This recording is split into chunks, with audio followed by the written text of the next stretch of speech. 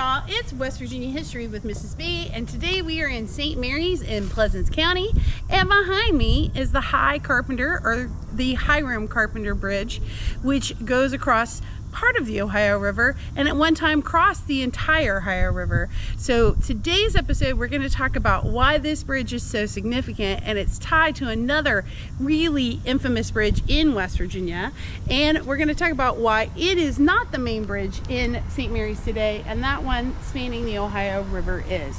So thanks for joining us here, and we're going to take you to learn more about the Hi Carpenter Bridge. Hey y'all, my name is Adina Barnett Miller, but I'm known to my students as Mrs. B. I've been passionate about West Virginia history for as long as I can remember, but my mom would tell you it all started when I was 3 years old and she bought me a West Virginia counties puzzle at Gino's Pizza. I've taught history in Ripley, West Virginia for over 20 years now, and I'm an adjunct professor who teaches college West Virginia history to high school students. Please join me for West Virginia History with Mrs. B, a field trip across the Mountain State to walk in the footsteps of those who came before us.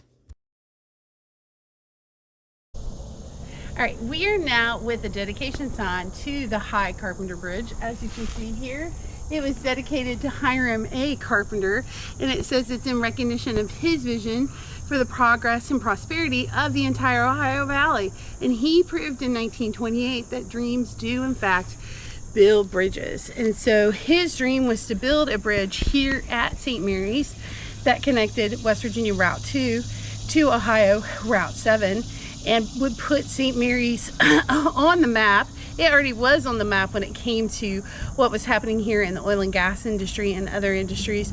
But this bridge was to serve as a conduit to get people from the Ohio side of the river to the West Virginia side of the river. And if you look at where it is here, it makes perfect sense that this bridge was placed here, because this takes you right into downtown St. Mary's. And as you can see, this bridge is straight across from the Pleasants County Courthouse, where lots of people did business. And so the bridge, of course, is now moved. You can see where the new St. Mary's Bridge is, which is just right outside of downtown St. Mary's. But we're going to talk more when we get to the other side of the bridge about why this bridge was closed and why the bridge was moved from here to right over there. Okay, we are now going to drive across the Hi Carpenter Bridge. As you can see, it's a one-lane bridge with a pedestrian walkway. And this goes over to Middle Island, which is an important part of St. Mary's. And Middle Island Creek is what dumps into the Ohio River here at St. Mary's. All right, so now we are over to the other side.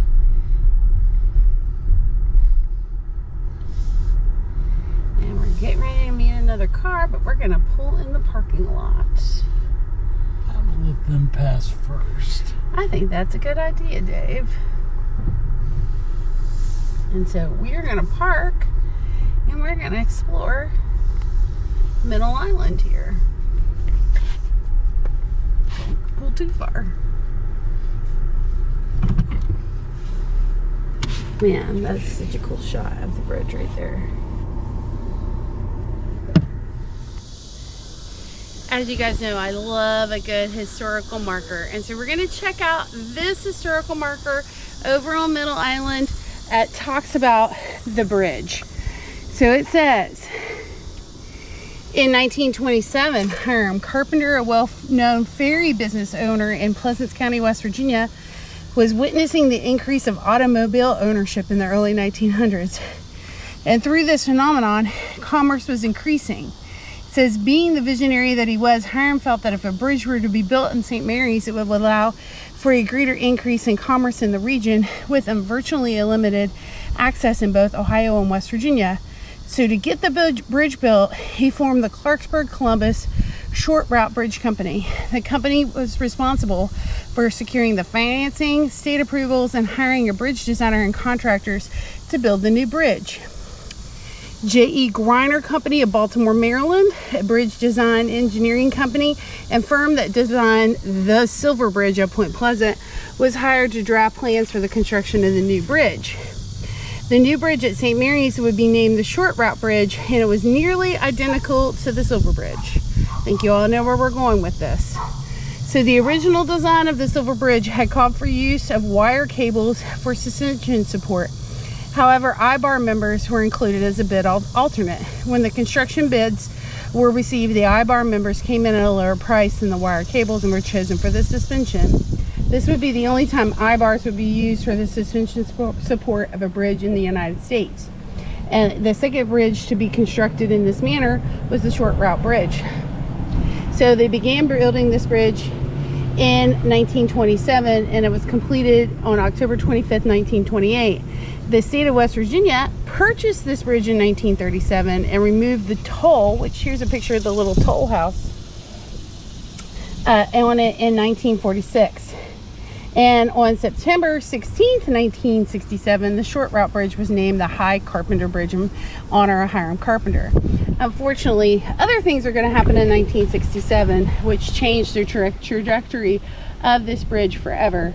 On December 15th, 1967, the Silver Bridge at Point Pleasant collapsed, and it killed 46 people. The cause of the collapse was attributed to one of the failures of the eyebars, and further investigations determined that the failed eyebar had developed a crack that grew through internal corrosion, a problem known as stress corrosion cracking. Unfortunately and ultimately, the use of eyebars in the design of the bridge did not provide enough redundancy for structural support. It was a case of the bridge only being as strong as its weakest link, and that was a failed eyebar.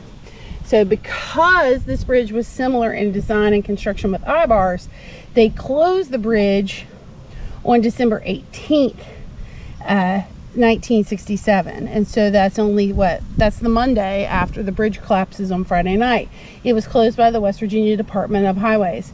It will never reopen. This bridge will be permanently closed on June 18th, 1969. It did not reopen due to the possibility of stress corrosion cracking existing in the Hi Carpenter Bridge, the same kind of corrosion that happened that led to the collapse of the Silver Bridge. This type of flaw could not be detected by any inspection method that was known at the time without disassembling the eyebars.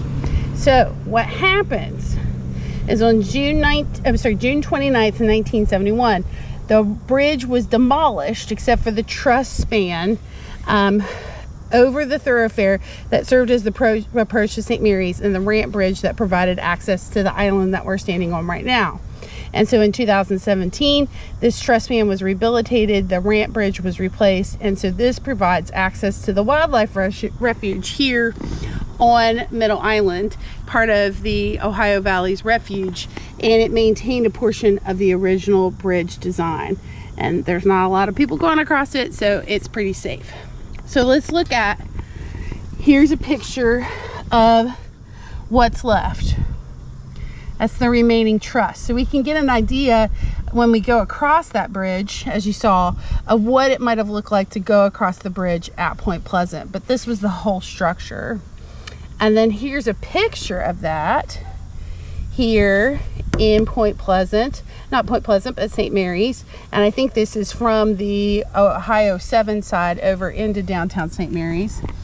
Here's the bridge being dedicated in 1928. And here you just get that eerie feeling because look how similar they look. This is the bridge in Point Pleasant. And so we wanted to bring you here because the impact of the Silver Bridge and its collapse was not only felt in Point Pleasant. The people of St. Mary's are going to be without a bridge for over a decade. This one closes the Monday after the Silver Bridge collapses, never to be reopened, and then it takes over a decade for the state of West Virginia to build the bridge here at St. Mary's that is used today. So if you're traveling up Route 2, this is a little stop you should definitely make to come over here and see the island, but also to come over and to witness a piece of transportation history. So thank you for joining us here on West Virginia History with Mrs. B. Make sure you like, share, and subscribe, and we're so glad you're here with us. Thanks, y'all, for watching. Please like, share, and subscribe to West Virginia History with Mrs. B on both Facebook and YouTube.